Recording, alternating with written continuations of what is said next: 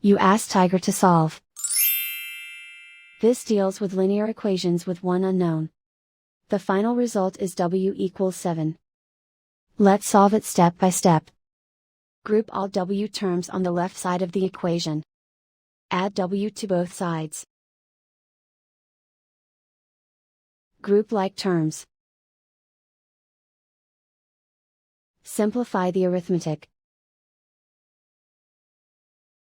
Group like terms. Simplify the arithmetic. Group all constants on the right side of the equation. Add 10 to both sides.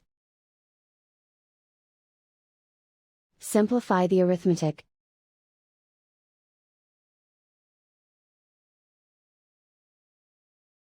Isolate the w.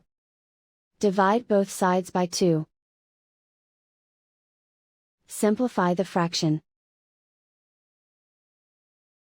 Find the greatest common factor of the numerator and denominator. Factor out and cancel the greatest common factor. And so the final result is w equals 7.